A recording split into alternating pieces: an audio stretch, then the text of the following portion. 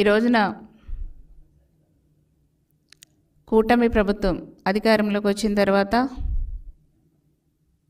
ప్రజలకి ఇచ్చిన హామీలన్నీ కూడా ఒక్కొక్కటిగా నెరవేర్చుకుంటూ గౌరవ సీఎం గారు చంద్రబాబు నాయుడు గారు ముందుకెళ్తున్నారు. పచ్చకామెర్ల వాడికి లోకమంతా పచ్చగానే కనిపిస్తుందని చందాన ఉంది సాక్షి పత్రిక. ఆ పత్రిక యజమాని వాళ్ళ తీరు, జగన్మోహన్ రెడ్డి గారి తీరు చూస్తుంటే ఈరోజు ప్రజలు చీకొట్టినా కూడా మరి జగన్ గారికి ఇంకా బుద్ధి రాకపోవటం అనేది చాలా దురదృష్టకరం. ప్రజా కూటమి ప్రభుత్వం ఏర్పాటై నెల రోజులైంది. గౌరవ సీఎం గారు చంద్రబాబు నాయుడు గారు సీఎంగా బాధ్యతలు తీసుకొని ఇంకా నెల కూడా కాలేదు. అప్పుడే సాక్షి విషపత్రికలో తప్పుడు ప్రచారాలు, తప్పుడు రాతలు, పిచ్చి మాటలు, ఇవన్నీ కూడా ప్రచారం చేస్తున్నారు. వాళ్ళ యొక్క దిగజారుడు తనానికి ఇవన్నీ కూడా నిదర్శనంగా ప్రజలందరూ కూడా గమనిస్తున్న విషయాన్ని నేను ఒకసారి తెలియజేస్తున్నా. ఈ రోజున ఎలక్షన్ ముందు ఏదైతే రాష్ట్ర ప్రజలు అన్ని విధాలుగా వైసీపీ పాలనలో ఇబ్బంది పడ్డారో ఆ ఇబ్బందుల్ని తొలగించడానికి కూటమి ప్రభుత్వం వచ్చిన తర్వాత మేము డెఫినెట్గా ఇవి చేస్తాం అని ఏదైతే హామీలు ఇచ్చామో అవన్నీ కూడా చేయటం మొదలుపెట్టాం. ఇవన్నీ కూడా జగన్మోహన్ రెడ్డి గారికి వాళ్ళ సాక్షి పత్రికకి కనిపించట్లేదు అనుకుంటా. చంద్రబాబు నాయుడు గారు ముఖ్యమంత్రిగా ఛార్జ్ తీసుకున్న తర్వాత మొట్టమొదటిగా పెన్షన్స్ మీద సైన్ చేయటం జరిగింది. సెకండ్ డిఎస్సి టీచర్ పోస్టుల మీద సైన్ చేయటం జరిగింది. థర్డ్ ల్యాండ్ టైటిలింగ్ యాక్ట్ మీద సైన్ చేయటం జరిగింది. ఫోర్త్ అన్నా క్యాంటీన్ మీద సైన్ చేయటం జరిగింది. ఫిఫ్త్ ఈ గణన మీద సెన్సస్ మీద ఇది స్కిల్ సెన్సస్ మీద సైన్ చేయటం జరిగింది. దాదాపుగా 65 లక్షల మందికి జూలై 1వ తారీఖున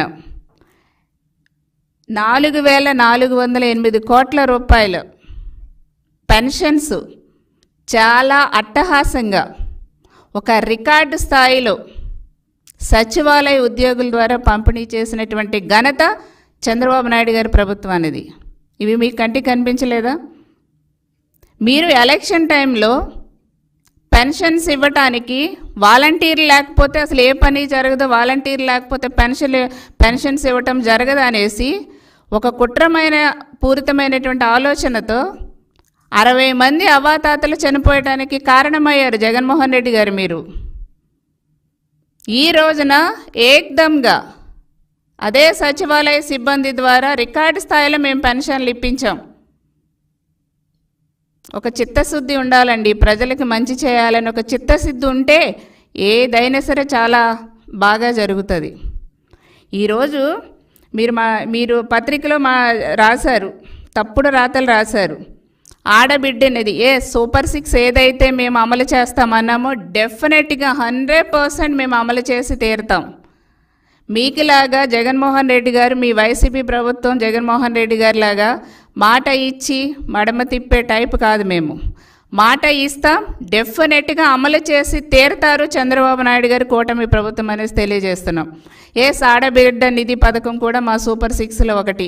డెఫినెట్గా అమలు చేస్తాం. దానికి విధి విధానాలు రూపకల్పన చేస్తారు, ఆ నిబంధనలన్నీ పెడతారు, డెఫినెట్గా అది ఇంప్లిమెంట్ చేసి తీరుతాం. మీరు 2019లో వైసీపీ గవర్నమెంట్ వచ్చిన తర్వాత అమ్మ ఒడి కింద ఇంట్లో ఇద్దరుంటే మేమిద్దరికీ కూడా ఇస్తాం చదువుకోవటానికి అని చెప్పారు. కానీ మీరు ఎంతమందికి ఇచ్చారు జగన్మోహన్ రెడ్డి గారు?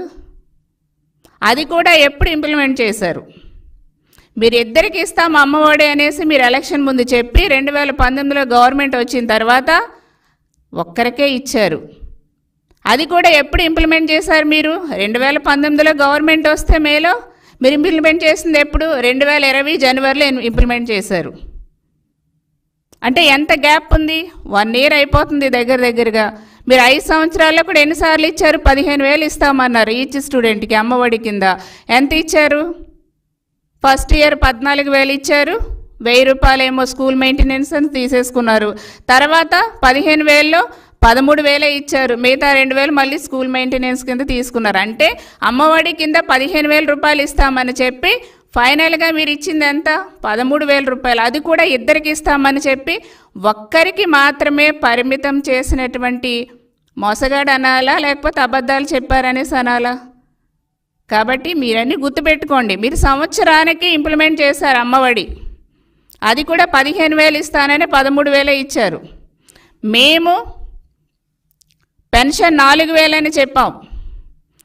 3 నెలలది 1,000 రూపాయలు కలిపి మొత్తం 7,000 రూపాయలు జూలై 1న అందరికీ కూడా అట్టహాసంగా ఇవ్వటం జరిగింది. మీరు వాలంటీర్ లేకపోతే పని జరగదన్నారు. అదే సచివాలయ సిబ్బందితో టైంకి ఇచ్చేసాం, మేము మధ్యాహ్నానికల్లా ఇచ్చేయటం జరిగింది. ఈరోజున ఎవరికి ప్రజల మీద చిత్తశుద్ధి ఉందండి? ఎవరు ఇచ్చిన మాట నిలబెట్టుకుంటారు? ఎప్పుడూ కూడా ఇచ్చిన మాట నిలబెట్టుకునే వ్యక్తి చంద్రబాబు నాయుడు గారు.